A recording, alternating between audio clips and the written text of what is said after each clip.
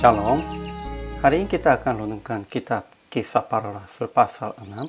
Teksnya ayat 1 sampai 15 dan sudah dibagi dua paragraf.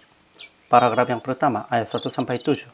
Jemaat Yerusalem memilih 7 orang sebagai pengurus jemaat dan rasul-rasul meletakkan tangan di atas mereka.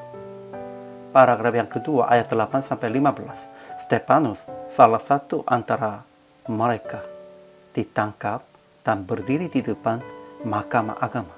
Lalu orang-orang memajukan saksi-saksi palsu tentang Stefanus. Kesimpulannya, pada waktu jumlah murid makin bertambah, menimbulkan sungut-sungut di antara janda-janda sebab pembagian sedekahnya. Melalui persoalan ini, rasul-rasul menyadari tentang tugas utama mereka.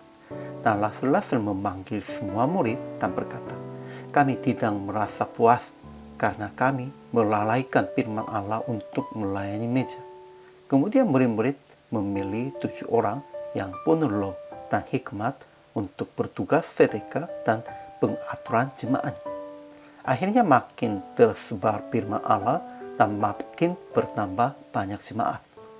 Stefanus adalah salah satu di antara 7 orang. Dia penuh dengan karunia dan kuasa mengadakan mujizat-mujizat dan tanda-tanda di antara orang banyak. Di dalam sinagog, beberapa orang-orang itu bersuara jawab dengan Stefanus, tetapi mereka tidak sanggup melawan hikmahnya. Sebab itu mereka memajukan saksi-saksi palsu kepada mahkamah agama. Ajaran tentang Allahnya. Pertama, Allah memberikan hikmat kepada rasul-rasul untuk mendirikan pengurus jemaat supaya rasul-rasul dapat memusatkan pikiran dalam doa dan pelayanan firman. Kedua, Allah memberikan karunia dan kuasa sampai penuh kepada Stefanus. Ajaran tentang manusianya. Pertama, timbul sungut-sungutan sebab pembagian untuk janda-janda. Jadi rasul-rasul mengambil keputusan akan mendirikan 7 pengurus untuk jemaat supaya mereka memusatkan doa dan pelayanan firman. Kedua, Stefanus, seorang yang penuh iman dan Roh Kudus, dan Filipus, Prokorus, Nikanor, Timon, Parmenas, dan Nikolaus dipilih untuk melayani jemaat. Ketiga, Stefanus yang penuh dengan karunia dan kuasa mengadakan mujizat-mujizat dan tanda-tanda di antara orang banyak. Dan dia berdiri di depan mahkamah agama.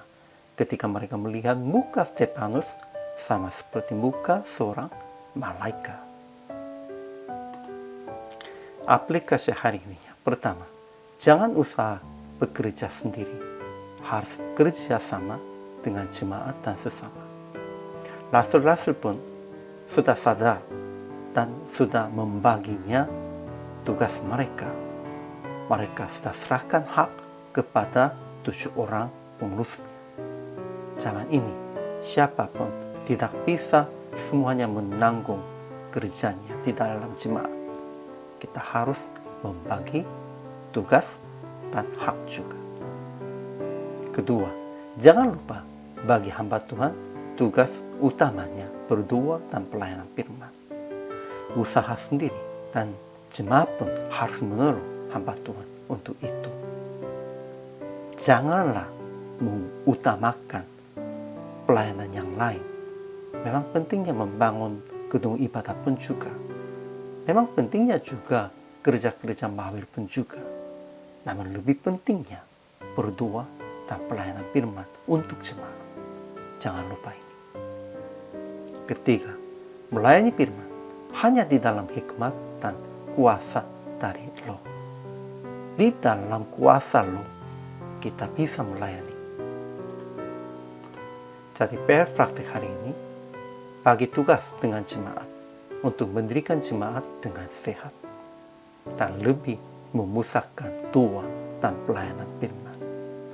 Inilah tugas utama bagi semua hamba Tuhan. Hari ini juga, selama melayani, Tuhan Yesus memberkati.